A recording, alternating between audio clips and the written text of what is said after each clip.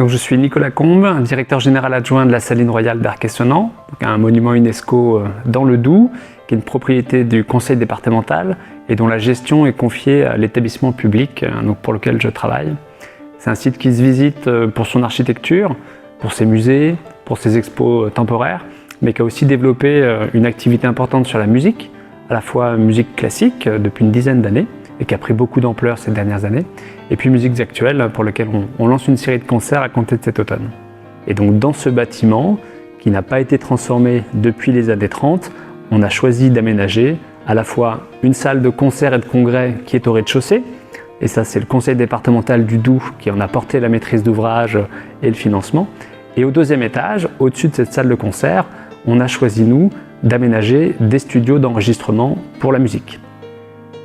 Donc concrètement, on a à cet étage 900 mètres carrés qui n'avaient jamais été aménagés. Il y a une dalle qui constitue le plafond de la salle qui fait 1500 mètres carrés au total. On en a aménagé 900 mètres carrés pour installer ces studios d'enregistrement. Donc c'est seulement à partir de 2020 que nous est venu ce projet de développer ici une activité d'enregistrement d'académie de musique de haut niveau. Quand on a souhaité aménager des studios d'enregistrement, on sentait que le bois était vraiment la matière noble qui convenait au projet et aussi cohérente avec l'histoire de la Saline. C'était vraiment une évidence pour nous qu'il nous fallait chercher des spécialistes du bois. Et on s'est rapproché d'une entreprise locale dans le Doubs qui s'appelle Simonin SA et qui est vraiment l'un des leaders du lamellé-collé en Europe. Donc on s'est adressé à Christian Balanche, son dirigeant, pour chercher les compétences à l'échelle locale qui permettraient de constituer un groupement avec lequel on pourrait travailler dans le cadre d'un marché de conception-réalisation. C'est l'entreprise Souvet, qui est dans le Doubs également, qui a réalisé l'ensemble des aménagements, tout le traitement acoustique, les diffuseurs de Schroeder qui sont derrière moi, qui servent à absorber les ondes acoustiques pendant les masterclass, qui a réalisé ces travaux. Donc vraiment, pour nous, trouver des entreprises locales spécialisées dans leur domaine, et notamment dans le bois, pour pouvoir faire ces aménagements, ça avait du sens pour nous. Donc on a ici des murs en ossature bois, on n'a pas du tout de béton sur ce projet, et tout a été pensé pour être réversible.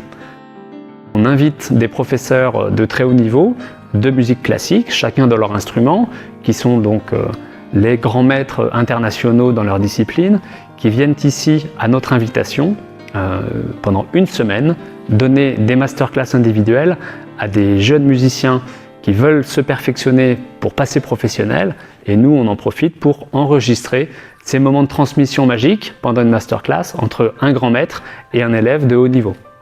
Et donc pour pouvoir industrialiser, comme à l'époque au 18e, la production non pas de sel mais d'enseignement musical, eh bien on avait besoin de studios d'enregistrement pour faire en sorte que ces occasions de formation soient préservées sur le long terme dans un catalogue de vidéos. Donc maintenant, on a effectivement un catalogue de plus de 700 vidéos de 45 minutes chacune qui sont la préservation du patrimoine d'exception que représente la richesse des enseignements de ces grands maîtres à la jeune génération. Donc finalement, ça nourrit à la fois des activités musicales de la Saline, des espaces pour des artistes en résidence ou des producteurs qui veulent faire l'enregistrement d'un album, mais également des podcasts ou des séminaires de formation pour des entreprises. Donc sur nos 52 semaines d'occupation dans l'année, il y en a une vingtaine occupées directement par nous et pour l'instant peut-être une dizaine occupées par d'autres acteurs économiques ou musicaux de la région, et il reste donc encore à peu près une vingtaine de semaines disponibles. Donc c'est le démarrage d'une activité et donc on fait savoir petit à petit que ce très bel outil pour la captation et la formation est disponible maintenant à Arc-et-Senans, et donc sans nul doute d'ici une année ou deux on sera rempli toutes les semaines de l'année. Le retour des personnes qui sont venues enregistrer ici est très bon. Là, on a une hauteur sous plafond qui est intéressante pour les musiques actuelles et pour l'enregistrement vraiment d'albums. Si on a besoin de hauteur sous plafond plus importante pour du piano, par exemple, on a la grande salle qui est en bas, qui est vraiment adaptée à ça. Mais les retours sont très bons, notamment parce qu'en fonction des studios que l'on utilise, celui-ci, donc le studio Rostropovitch, mesure 90 mètres carrés au sol. Il n'a pas la même sonorité exactement que les 3 autres studios qui sont de taille différente et qui offrent une qualité sonore différente.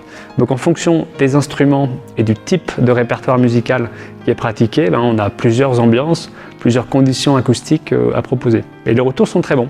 Alors d'autant plus qu'on a à la Saline Royale, ça c'est vraiment une chance, les studios d'enregistrement, la salle de concert, l'hébergement, la restauration, les salles de travail, pourquoi pas les promenades dans les jardins ou dans les expos, tout en un seul endroit, accessible avec le TER très facilement, reculé du tumulte des villes, donc au calme pour travailler. Et ça, c'est vraiment que l'unicité de ce lieu avec toutes ces activités possibles, c'est un gros avantage dont nous parlent les artistes qui viennent ici.